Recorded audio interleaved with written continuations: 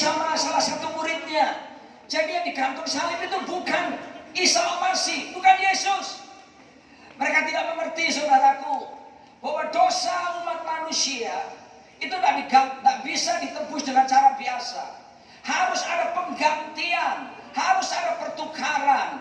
Nyawa harus diganti dengan nyawa, daging harus diganti dengan daging. Dan saya mau katakan, ketika saudara dengar kebenaran ini, seperti yang Yesus katakan di Yohanes 8 ayat 32, barang siapa mengetahui kebenaran, kebenaran pasti akan memerdekakan setiap kita. Kita pulang dengan kemerdekaan, kita pulang dengan kuasa kebangkitan, kita pulang sadar bahwa segala kuasa kutuk, kuasa maut, kuasa kematian sudah dikalahkan oleh Tuhan kita Yesus Kristus. Saudara berkasih Tuhan, kapan pertama kali Alkitab menyebutkan kata mati itu? Kapan ya?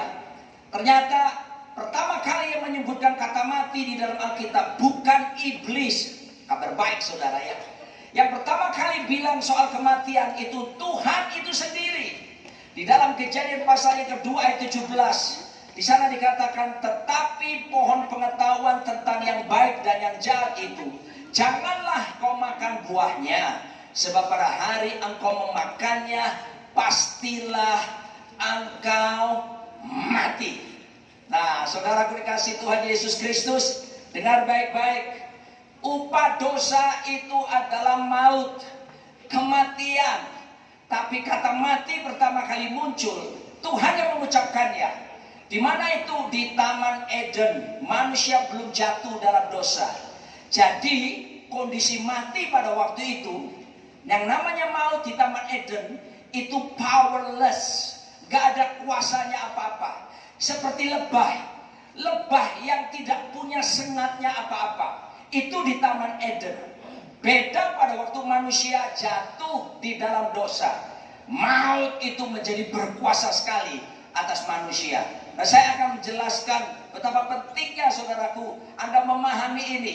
Sebab semua agama membicarakan tentang isu kematian. Saudara bisa sebutkan agama apapun.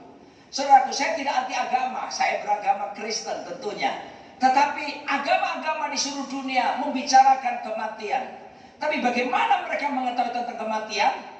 Saudaraku, sementara ada banyak tokoh-tokoh yang menyatakan hebat, pernah melakukan hal-hal besar, tapi toh akhirnya ya mati juga, saudaraku. Gak pernah muncul bangkit kembali. Tapi beda sekali dengan satu pribadi yang namanya Yesus Kristus itu. Dia datang menjelma menjadi manusia. Dia rela mati di atas kayu salib. Tapi Alkitab menjelaskan pada hari yang ketiga, He is risen from the dead. Dia bangkit dari kematian. Dia mengalahkan setan, maut, iblis dan bala tentaranya. Saudaraku, isu-isu kematian. Ada yang bilang, oh nanti kalau orang mati akan reinkarnasi.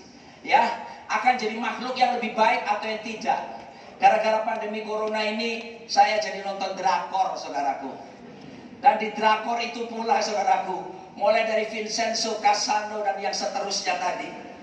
Saudaraku, saya baru tahu kalau orang saling mencintai, apalagi kalau nonton Kerajaan Joseon.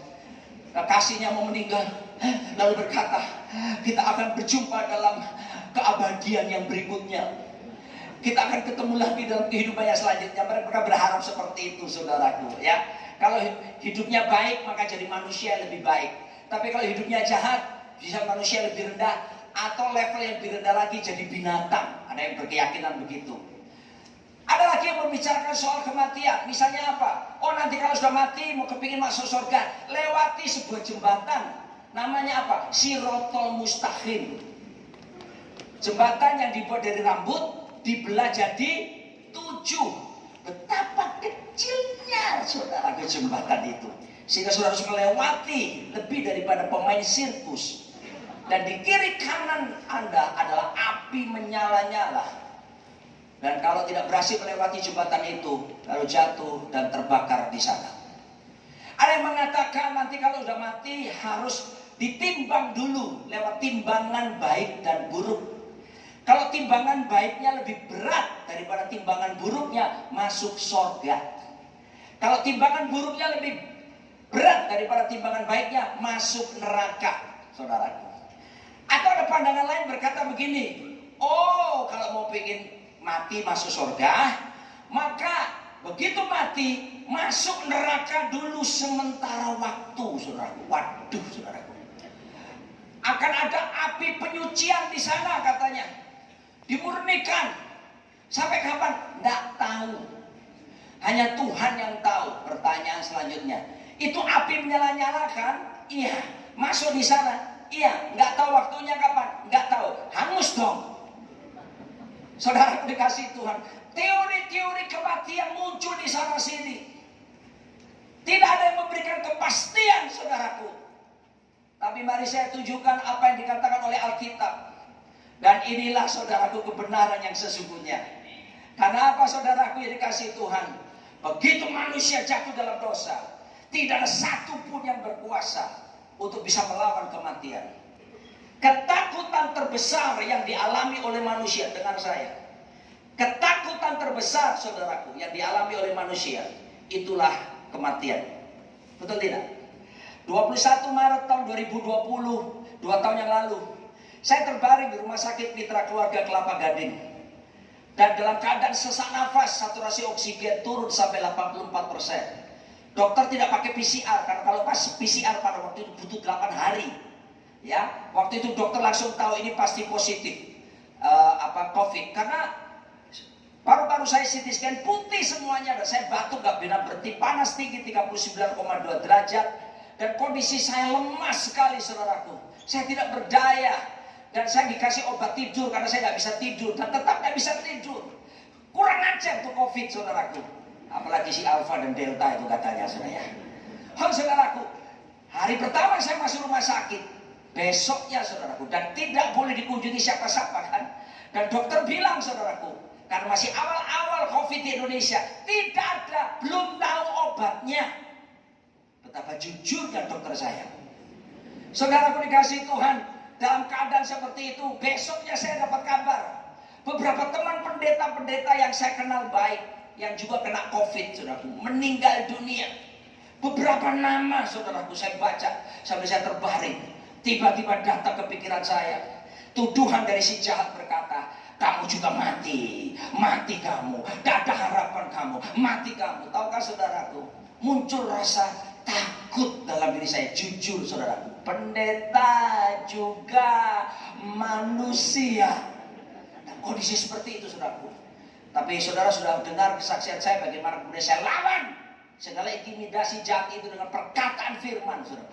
Karena saya beritahu saudara, untuk bisa mengalahkan kuasa kegelapan, mengalahkan intimidasi di pikiran saudara, dan mengintimidasi masa depan, pekerjaan, rumah tangga, apapun, lawan balik, saudaraku, dengan firman Tuhan. 3 kali iblis mencoba Tuhan Yesus. Pertama kali iblis berkata, coba buat batu ini rubah jadi roti. Apa kata Yesus? Yesus berkata, it is written. Ada tertulis sesuai firman. Manusia bukan hidup dari roti, tapi setiap firman yang keluar dari mulut Allah. Yang kedua, dibawa ke bumbungan bait suci, saudaraku. Lalu iblis berkata, jatuhkan dirimu, maka malaikat akan menopang engkau. Yesus menjawab pakai apa? Firman. It is written. Ada tertulis. Dia berkata, jangan mencobai Tuhan Allahmu. Kali ketiga, saudaraku, iblis tidak pernah putus asa. Begitu dibawa ke gunung yang tinggi, saudaraku, ditunjukkan semua kemuliaan kekayaan dunia. Hati-hati kekayaan ya. Hati-hati kemuliaan dunia, saudaraku. Nggak apa-apa, nggak salah jadi kaya loh ya, asal benar. Tapi kalau saudara sila olehnya, wow, jebakan iblis, saudaraku. Ya, jebatan Batman-nya iblis mengena. Dan iblis berkata, semua kekayaan kemuliaan dunia aku berikan kepadamu, asal kamu sujud menyembah aku. Apa kata Yesus? It is written again. Ada tertulis lagi, saudaraku. Dia berkata, hanya kepada Tuhan Allah kamu menyembah, berbakti dan melayani. Saudaraku, intimidasi si jahat hari-hari ini sedang bekerja dalam hidupmu. Jangan biarkan. Lawan itu, saudaraku. Lawan balik dengan perkataan firman. Maka saya beritahu saudara, segala bentuk intimidasi akan lari meninggalkan setiap kita. Sebab firman Tuhan berkuasa. Langit bumi berlalu, tapi perkataanku, kata Yesus, tidak mungkin akan berlalu. Saudaraku, tidak ada satu orang bisa menghindari kematian. Saudara bisa ngeles kematian? Begitu malaikat mau datang, tek, terus mau menyerbu kita langsung tengles. Set. Oh nggak kena, nggak bisa. Saudara pasti akan ketemu. Secanggih-canggihnya ilmu kedokteran dengan teknologinya yang hebat sekarang, cuma bisa menahan umur saudara. Nggak bisa saudaraku menyelesaikan masalah kematian. Misteri terbesar, nggak ada orang yang tahu.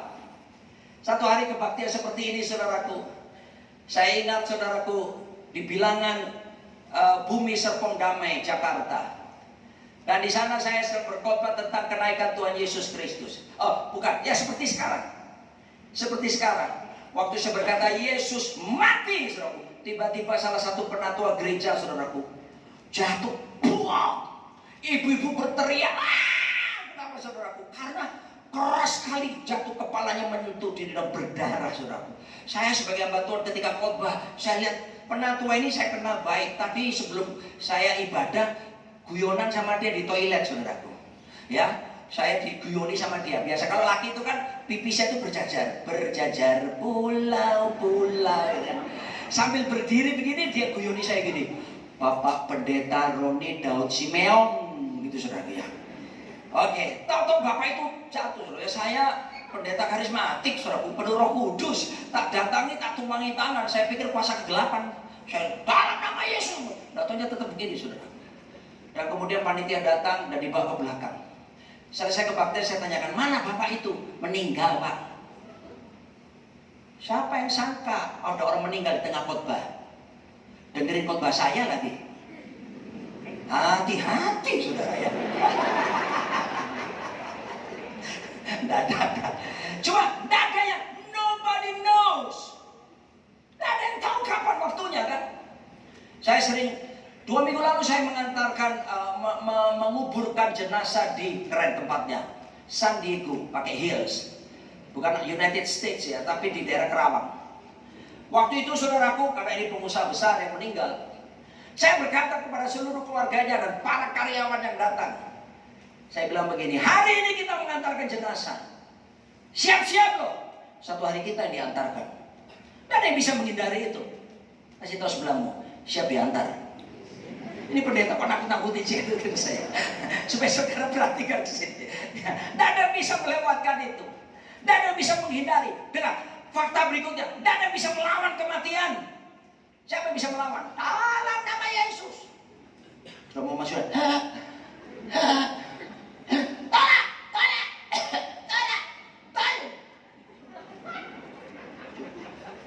Hilang sudah saudara. Tidak bisa kita melawan kematian. Nah saudaraku, tapi saya mau beritahu kepada saudara, ada kabar baik. Ada bedanya orang mati dalam Yesus dan ada orang mati di luar Yesus. Saya minta 2 orang saudara membantu saya di sini. Mari Pak, sudah disiapkan cara yang tinggi besar, yang melampaui ketinggian saya tentunya. Itu baru disebut tinggi ya. Saya kalau di mimbar kelihatan tinggi saudaraku. Tapi percayalah kalau turun, saudara tidak akan pernah bisa melihat saya dengan baik. Apalagi di belakang. Tolong ke sini Pak. Ya. Haleluya. Pak siapa namanya? Pak Johan. Beda ya.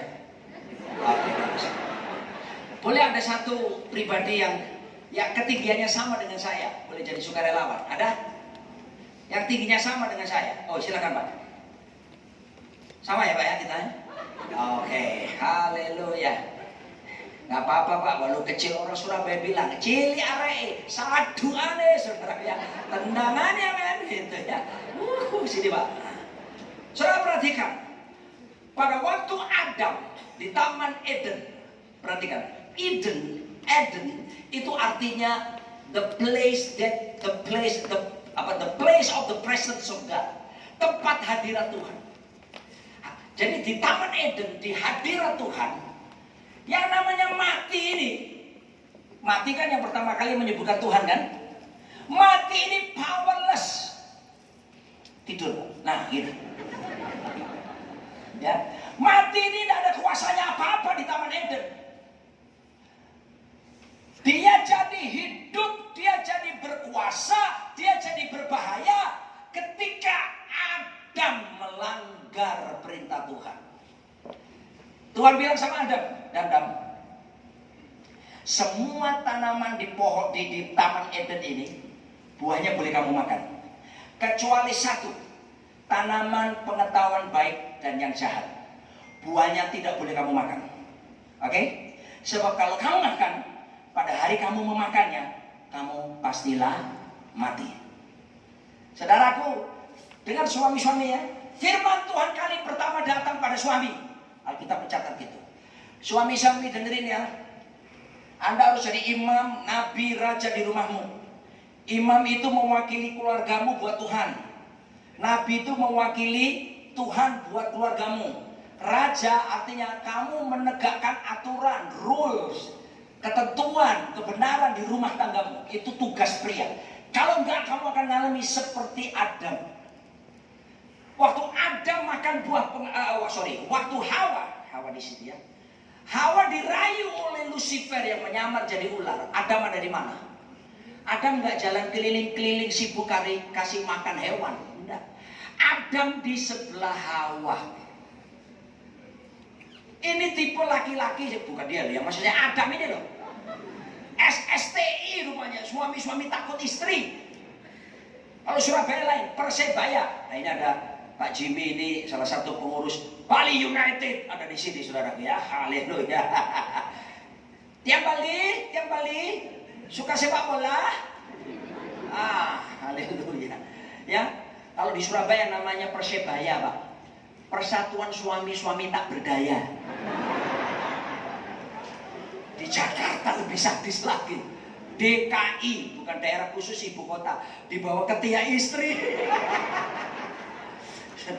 Ada suami ambil peranmu, kepala.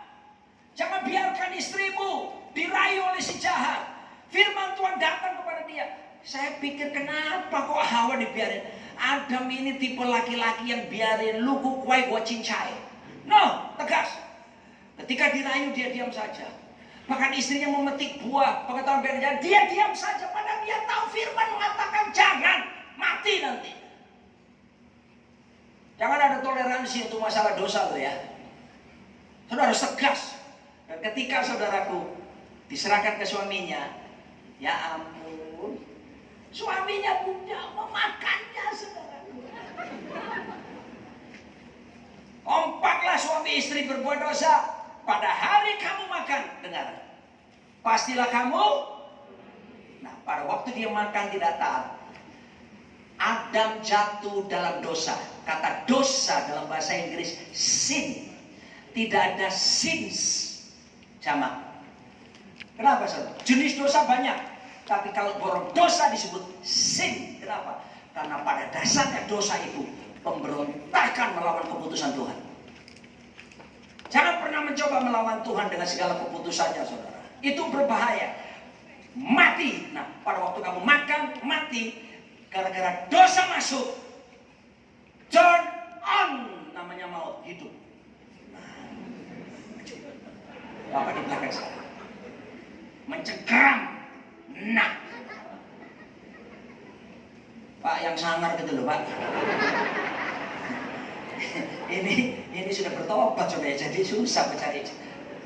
Ya, maksud saya jangan cengengesan dulu, Pak. Tegas. Dengar saudara, maut menguasai manusia sejak jatuh dalam dosa. Roma 3:23 berkata, sebab upah dosa adalah maut. Sudah jelas. Maut sudah nggak bisa. Tidak akan pernah bisa orang mengalahkan maut ini. Ini jahat. Ini akan membawa saudara ke perapian api menyala-nyala, neraka nyala-nyala. Dia berkuasa atas manusia. Saudara bayangkan, keturunan demi keturunan demi keturunan maut berkuasa. Tetapi saudaraku, dalam Kejadian pasal yang ketiga ayat yang ke-15 kita bisa melihat betapa Tuhan itu penuh kemurahan. Tapi sebelum saya sampai ke sana, tunggu, tetap di sini ya. Saya tanya sama saudara, waktu dia makan ini, kan dibilang kamu akan mati. Kira-kira waktu itu mati gak Adam? Coba dijawab jelas, anak-anak saya udah jelas. Mati gak Adam? Gak mati tuh.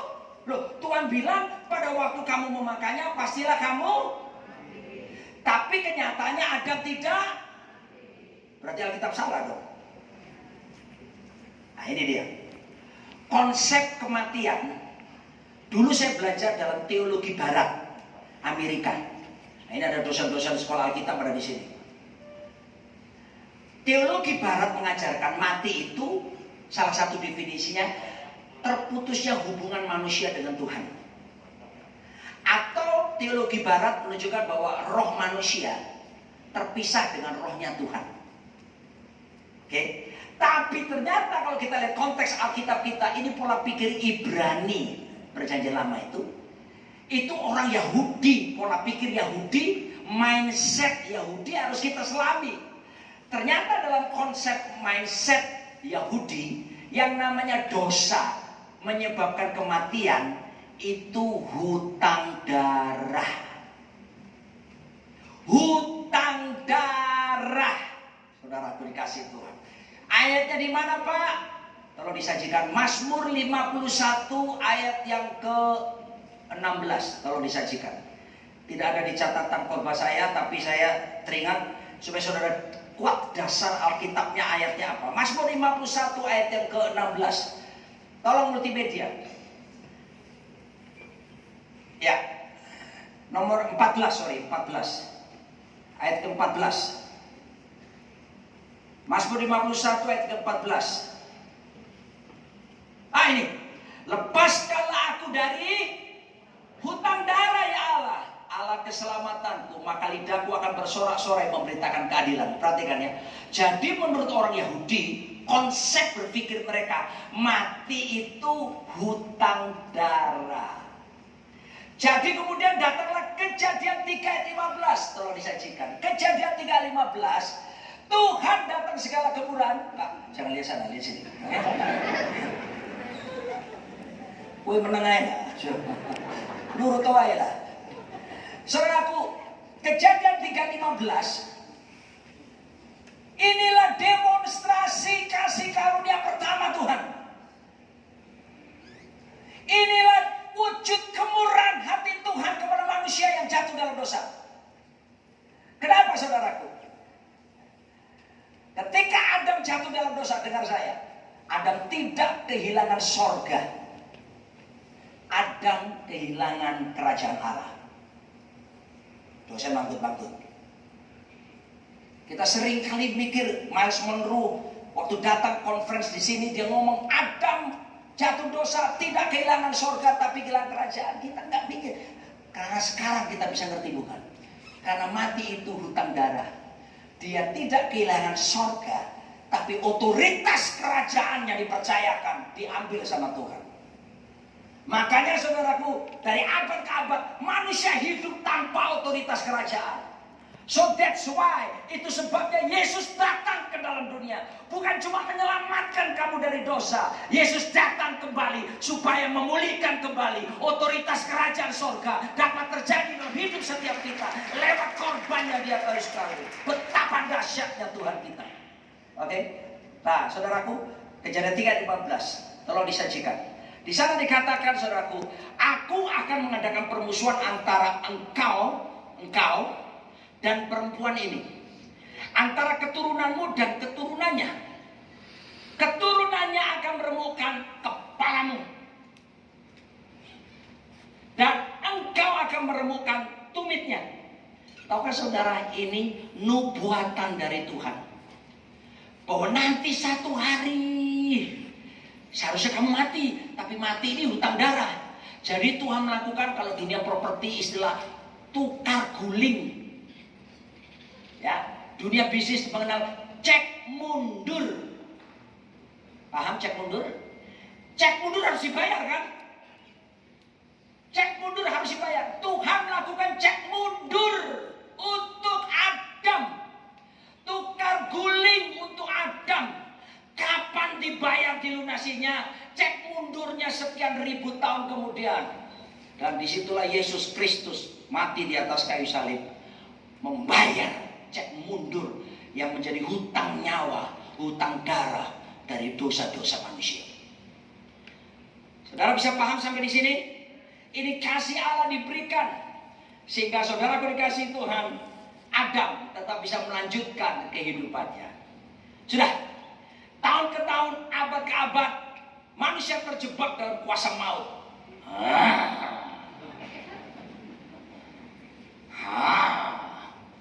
Yang nonton drakor All of Us Are Dead, semua mati. Itu benar saudaraku. Tanpa Kristus bukan cuma mati, orang Surabaya mati, dikuasai si jahat. Singkat cerita, Dewan Musyawarah Sorga menimbang, menetapkan, memutuskan. Kucing Yohanes 3 ayat 16. Karena begitu Allah cinta dunia hingga diberikannya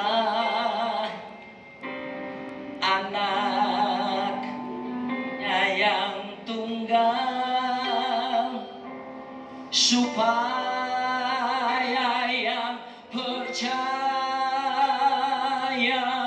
jangan binasa, melainkan dapat hidup kekal. Dan Yesus datang. Dengan saudara, kitab Ibrani pasal yang berapa? 2 disajikan. Karena manusia pertama, Adam, itu disebut human, bahasa Inggris human. Itu singkatan dari humus and spiritual man. Humus itu tanah, spiritual man itu rohnya.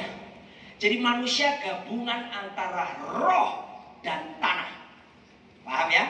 Makanya kita disebut humus and spiritual man. Nah, karena yang jatuh dalam dosa dalam bentuk daging dengan punya darah, Tuhan tidak bisa langsung melakukan proses pemulihan semuanya. Hanya sekedar, ya sudah kuampuni semua. Enggak. Karena our God cannot violate His word. Tuhan tidak bisa membatalkan perkataannya. Konsekuensi dosa, hutang darah harus dibayar dengan darah. Paham saudara? Perjanjian Lama mengajarkan harus potong kambing, domba, lembu, sapi. Darah dicurahkan karena darah adalah nyawa. Tapi tidak bisa menuntaskan masalah dosa. Dengar saya. Kenapa? Itu binatang, Pak. Pertama kali waktu Adam jatuh dalam dosa, dia sadar telanjang. Kalau telanjang, laki-laki gimana? Sadar. Kalau perempuan gimana? Pintar, padahal dia laki-laki. Oke. Jatuh, telanjang, malu. Tutupi ketelanjanganmu. Nah, Kejadian 2 ayat yang berapa? 7. Manusia menutupi ketelanjangannya pakai daun arah. Daun arah dijadikan cawat. Namanya Kejadian 3 ayat 7. Baca sendiri di belakang saya. Pakai daun arah. Saudara, daun men, daun. Daun kalau kena sinar matahari gimana sih? Mengering. Lalu setelah mengering dipakai gerak-gerak jalan gimana? Rontok. Kalau sudah rontok kenapa? Mudah mana? Telanjang lagi saudara. Kelihatan ketelanjangannya lagi. Dengar saudara. Itulah gambaran agama yang dibuat oleh manusia. Agama tidak akan pernah bisa menyelesaikan masalah dosa. Agama tidak akan pernah bisa menyelesaikan masalah kematian. Itu hanya sifatnya sementara. Karena begitu besar kemurahan Tuhan. Digantikan, next slide lagi. Tuhan akhirnya gantikan cawat daun tadi dengan kulit binatang. Jadi 3:21. Kalau digantikan dengan kulit binatang, berarti ada binatang yang jadi korban. Berarti ada proses penyembelihan, pengeluaran darah. Saya tidak mendengar kata amin. Aminnya nggak masuk ya? Amin. Berarti betul hutang darah itu harus dibayar. Korban darah dikerjakan tahun ke tahun. Tapi itu bukan korban sempurna, Pak. Sekali dosa, kamu harus bawa kambing. Bayangin ibadah Jumat Agung sekarang. Setiap orang bawa kambing. tapi bawa sapi, saudaraku. Kira-kira jadi apa gereja ini? Karena itu tidak bisa menyelesaikan dosamu. Tapi terpujilah nama Yesus Kristus. Yohanes pasal yang ke-10 saya akan tunjukkan kepada saudara. Oke, semua orang ditetapkan mati lalu dihakimi ya. Semua orang pasti akan mati nanti. Tapi saya akan tunjukkan Yohanes 10 ayat 17. Tolong perhatikan ayat ini, saya bacakan pelan-pelan. Tuhan Yesus berkata, Bapa mengasihi aku, oleh karena aku memberikan nyawaku untuk menerimanya kembali. Jadi waktu Tuhan diutus, inkarnasi, menjelma jadi manusia, 100% manusia, 100% Tuhan. Ada yang menafsirkan namanya Jesus Christ. Jesus is the Son of Man, anak manusia. Christ is the Son of God, anak Allah. Tapi apapun penafsiran, tapi saya mau katakan saudaraku, dia datang sebagai manusia 100% manusia. Nah, karena tadi yang jatuh dalam dosa manusia punya darah, dalam keadilan Tuhan, perhatikan baik-baik, dalam kesempurnaan pengudusan penyucian, maka daging harus diganti daging, darah yang sama harus diganti darah yang sama. Yesus datang untuk apa saudaraku? Memberikan nyawanya sekaligus dapat menariknya kembali. Jadi dengar saudara, Yesus sudah tahu bahwa dia akan diutus mati menyerahkan nyawa, tapi dia akan mendapatkannya kembali. Tidak seorang pun mengambilnya daripadaku, gak mungkin. Kok gak bisa Pak? Yesus gak mungkin nyawanya diambil. Ini karena ganti Tuhan Yesus ya. Karena gini, dengar saya, maut hanya bekerja kalau ada dosa. Paham? Kalau tidak ada dosa, maut tidak akan berkuasa. Ingat tadi maut jadi hidup gara-gara Adam jatuh dalam dosa. Tapi kalau tidak ada dosa, ya nggak mungkin maut berkuasa, nggak mungkin. Dengar saudara, Tuhan Yesus tidak pernah berbuat dosa. Dan tidak ada satu ayat yang membuktikan dia pernah jatuh berbuat dosa atau dia berbuat dosa. Dia adalah benih Roh Kudus yang hanya pinjam kandungan Maria. Bukan dihasilkan karena keinginan laki-laki. Bukan.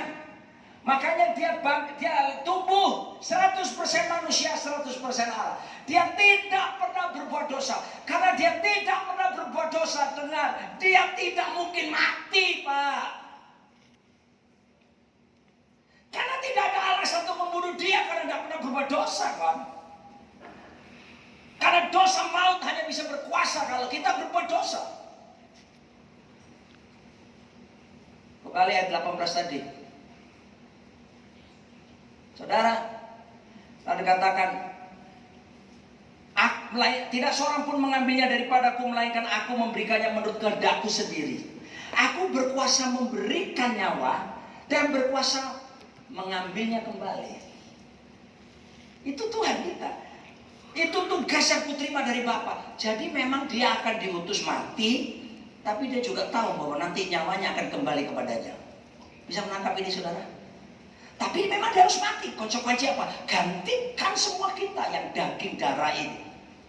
Nah karena dia tidak pernah buat dosa, Tuhan Yesus tidak pernah bisa buat dosa, gimana caranya supaya bisa mati? Dia tidak pernah buat dosa. Jalan satu-satunya supaya dia bisa mati, supaya dosa bisa berkuasa sementara dalam dirinya adalah jalan satu-satunya. Seluruh dosa umat manusia di seluruh dunia harus ditimpakan kepada dia.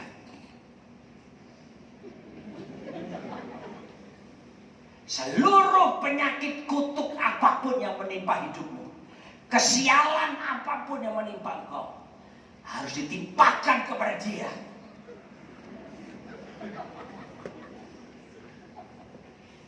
Alkitab berkata, dia yang tidak pernah mengenal dosa dijadikan berdosa karena cintanya saudara dan saya. Tapi akibatnya supaya bisa menanggung dosa-dosa. Mau gak mau dia harus rela menanggung, memikulnya. Yang gak berdosa akhirnya dijadikan berdosa gara-gara menanggung dosamu dan dosa. Cok guyu ini serius kok guyu.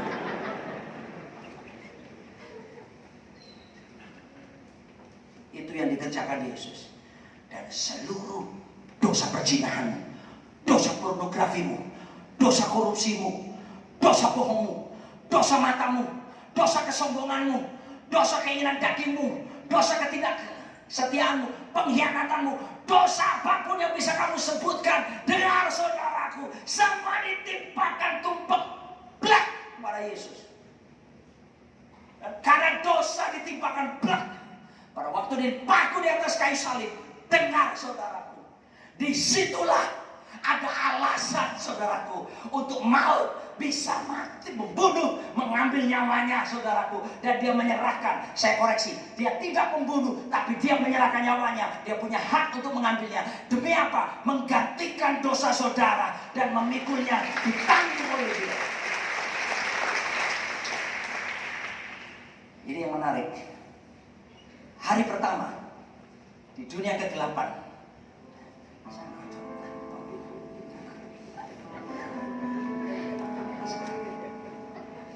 iblis dan para pasukannya pesta.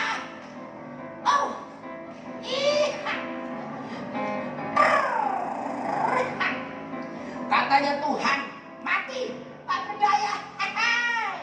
Pesta, pesta. Pemusik, ayo pegang alatmu. Karena kalian pasukan kerajaan kegelapan. Pasukan kerajaan kegelapan, pesta. Hari pertama tidak terjadi apa-apa. Hari kedua, lanjut, tarik beban.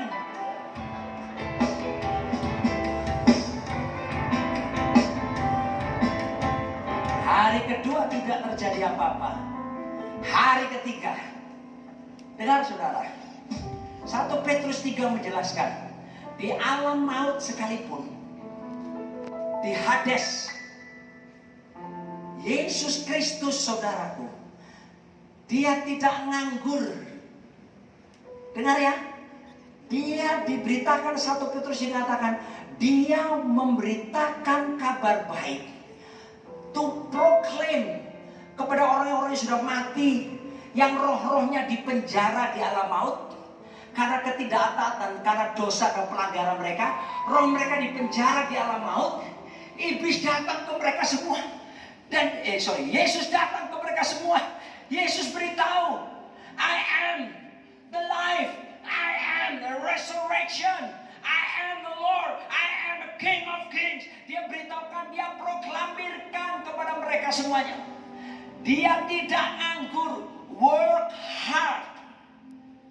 Anak-anak muda sekarang maunya work smart, work smart, work smart, gak mau work hard. Kena robot trading jadinya. Termasuk anak saya kena, saudara. Sudah saya nasihati, work hard, Fit. Pak, ini oke, Pak, ini legal, Pak, ada izinnya, Pak. Ya udah. Begitu kena, saudaraku, dibekukan, kapok aku, Pak. Ya sudah. Kalau saya lihat wajah-wajah gak enak dia saya, ya saudara. Maafkan saya tidak bermaksud menghakimi, saudara. Cuma nyinggung dikit aja. Work hard, man. Kerja keras. Dia lakukan itu.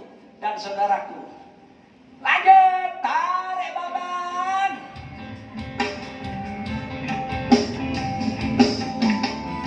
Tiba-tiba saudaraku, iblis dan para pasukan malaikatnya terkejut karena melihat satu pemandangan di sana.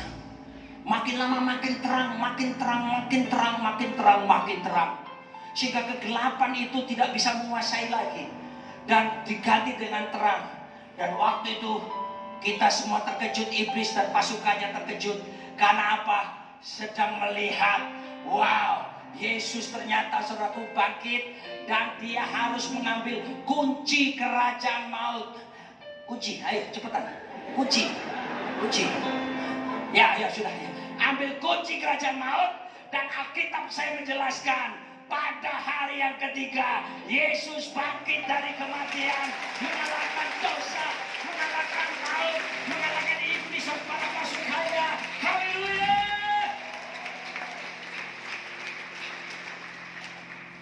Tapi ingat, manusia tetap ditempatkan mati sekali lalu dihakimi. Tapi mati di dalam Kristus dan mati di luar Kristus sekarang berbeda, Pak. Mati di luar Kristus. Mati di luar Kristus, death. Singkatannya sama, D-E-A-T-H, death. D yang pertama, desperate. Putus asa, Pak. Masuk neraka, tidak ada harapan seumur hidup. Kapan? Selama-lamanya. Berapa lama selama-lamanya? Lama sekali. Ya, berapa? Selama-lama-lamanya. Kalau pengen tahu berapa lamanya, saudara boleh dari sekarang ngomong selama-lama, terus nanti sampai pulang setir mobil sampai rumah selama-lama. Itu aja. Lama sekali. Ya, E-nya apa buat orang mati di luar Yesus?